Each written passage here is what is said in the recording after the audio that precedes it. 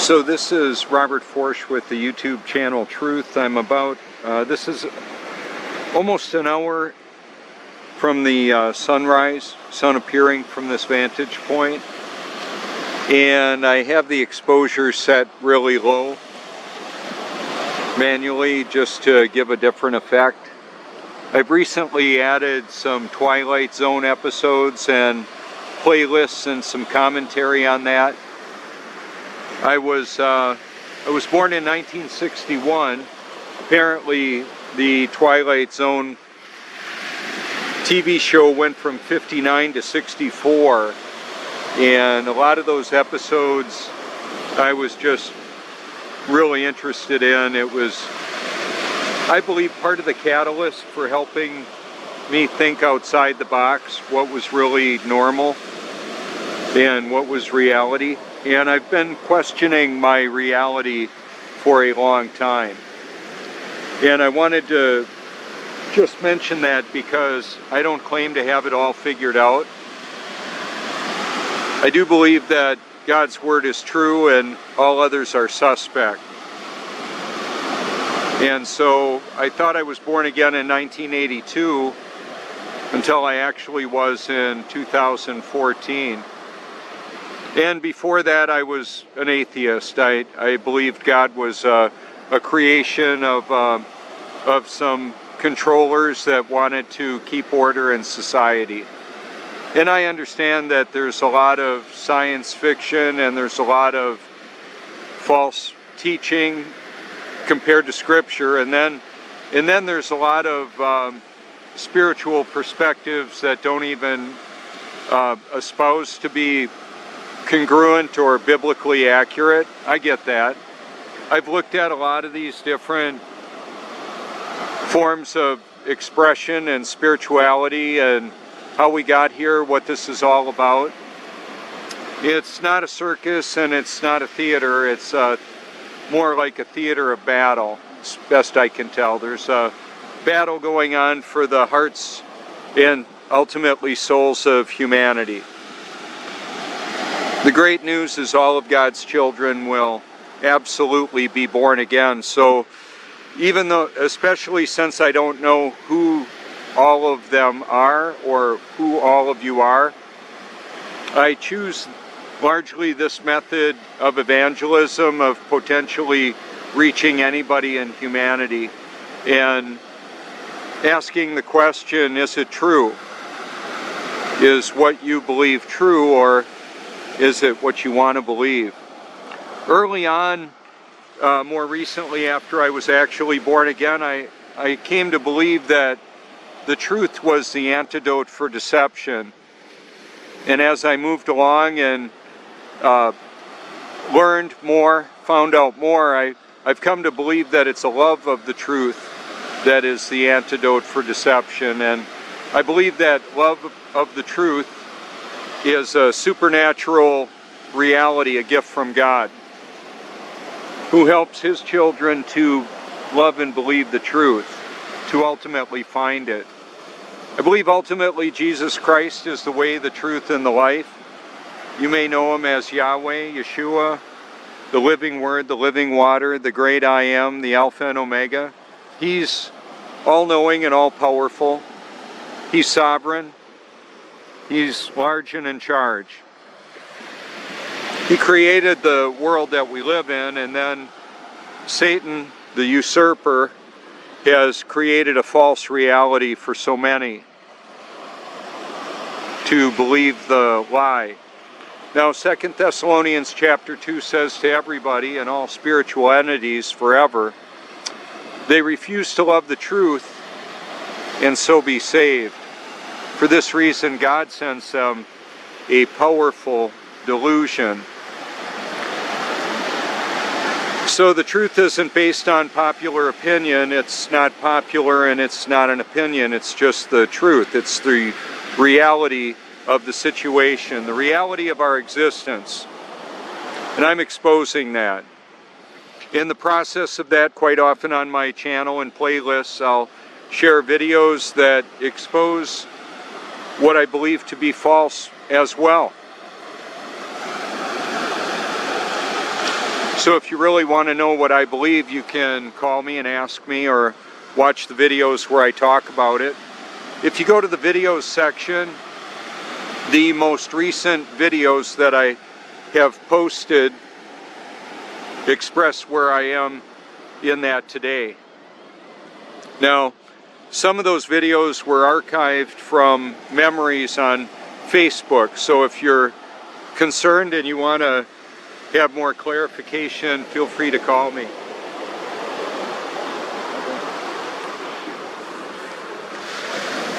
That's one of the reasons why I make my phone number available, is because in the pursuit of truth and finding out the reality, there's a lot of opposition. And so I literally get calls from all over the world at any given time of the day. I'm on WhatsApp, Skype, Facebook Messenger, Twitter, LinkedIn, MySpace. It's hard to keep track of all that. My Gmail account is robertforsch@gmail.com. If you hashtag my name, that should help you to find my content, if you care to. My phone number is also a searchable piece of data, unique to me.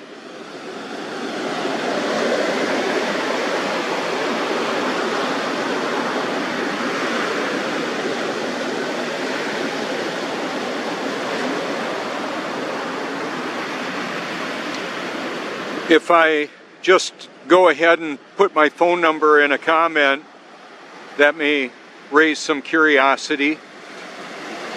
If I put a hyperlink or a hashtag in a comment on a lot of channels, it'll just go into the need to be reviewed comments before it goes live on a thread. So largely what I'll put is wow or excellent added to my research library.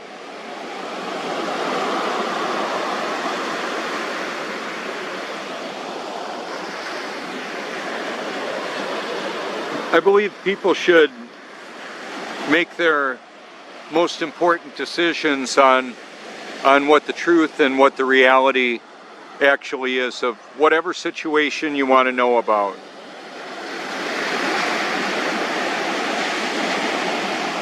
So one of the questions that I ask of God, and as I'm looking at things, is everything that I believe true? Is there something that I'm still deceived on?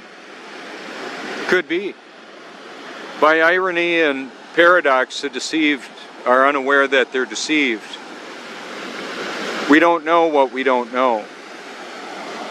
So as more is revealed, I'll make that available. The artificial intelligence creates money and influence out of thin air, basically, through the collective consciousness of humanity. That may sound a little weird, but here's kind of how it works. The computer-generated information, including movies and broadcasts, and now we have deep fake. For how long we've had that, I don't know. Do You Trust This Computer is a rather powerful documentary that exposes much of this. Many of the wars that are fought have been a deception leading up to that, to get the people interested in going to war and killing other people. Whether it was the aggressor or the defender, it's very complicated.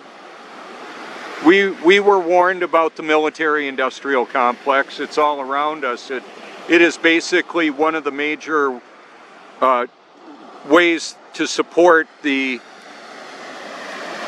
digital fabricated purchasing power. Credit cards, there's the Mark of the Beast coming out anytime soon, where it may already be around us, I don't know. The system, the beast system, an Orwellian 1984 kind of existence where we're not only watching the TV and content on our smart devices and computers, that system is watching us. There's transcranial brain influencing going on with cell towers, Wi-Fi routers, LEDs, technology all around us, some that we know of and some we don't, or some I don't. I'm trying to do the best that I can to expose the reality of the world that we live in. Part of that is that the Earth is stationary and level. There would be no level anywhere on a spinning water ball hurling through space. By definition, a sphere would have curvature in all directions. That would mean there should be a curve visible on the horizon, and it is not. It also means that if we truly lived on a sphere or a globe, the proportions were told by the authorities on the matter, that there should be 8 inches per mile squared that we should be able to observe. And we can't. The Mississippi River runs from Minnesota to the Gulf of Mexico, 2,340 miles long, the proportions of which there's over 677 miles of missing curvature. That would mean that at the apex or in the middle of that supposed curvature, there would be an elevation in the middle of the country about 337 miles tall, which is over a 30% grade. Water won't do that. Water doesn't conform to the shape of a sphere unless it's in a sphere-shaped container, which it is not. The supposed movement of the Earth has never been proven. Feel free to copy and paste your evidence, your supposed evidence for that, if you like. I'm not going to be pushed around by anybody or anything. The creator of the true creator, my Heavenly Father, lives in and through me, and I'm not afraid to live, die, or tell the truth. That's why I do this.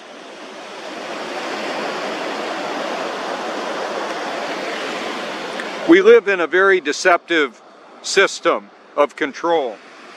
It includes water fluoridation and chemical additives to impair cognitive function.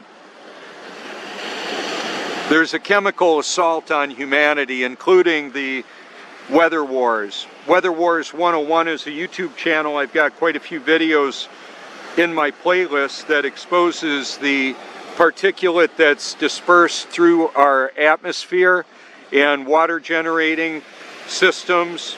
The Pineapple Express is a geothermal integration of water that comes from Hawaii. Volcanic and salt water mixed together, and we've got atmospheric water generators all over the world. NEXTRAD radar stations that activate it, cell towers and other electronics. We've got a firmament above the stationary Earth. You can look it up. We had a great flood, covered the face of the Earth to over the tops of all the mountains. Right now, apparently Mount Everest is 5.5 miles above the sea level. You can't flood a ball. When the Great Flood occurred, God opened up the windows of heaven. Water going in, air coming out. The fountains of the deep filling up this container. This is the largest natural level in the world right in front of you right now. I show the evidence of it. The water seeks level. The surface of undisturbed water is flat and level. Keep in mind there would be no level anywhere in a world that was spinning, wobbling, and gyrating. Supposedly, the Earth is rotating 1,038 miles an hour at the equator. Yet, do you feel yourself spinning, wobbling, or gyrating? I know I sure don't. I'm rock solid, baby. I'm good to go. Good to go. I'm not afraid to live, die, or tell the truth. I sent a package to Elon Musk, my I love what he does with the electric cars and Solar City and adding battery systems to the power grids of the world. The thing most disconcerting is that the activity in artificial intelligence that has administrative access to the power grid, the flow of electricity and information, and the influence that all the money that's created out of thin air buys. So is a 4,000 pound or so autonomous driving vehicle a weapon? Do we have killer robots already on the street that could be hacked into and activated? Yeah, I believe so. So I sent Elon some of my stickers, my YouTube Truth stickers, along with Tesla racing stickers. And I sent them in a 4-foot long tube that's on my channel. You can see it if you like.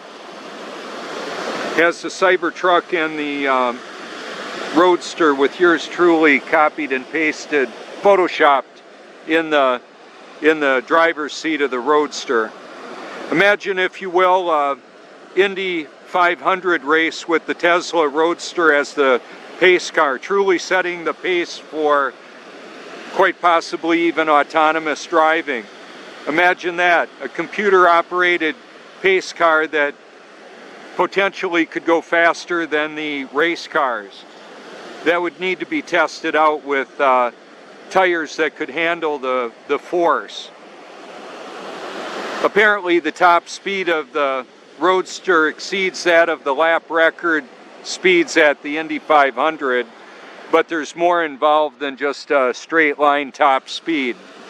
There's the force of an object moving and wanting to move in that direction, so the higher weight of it might want it to slide right off the track. I don't know if the aerodynamics could make it work.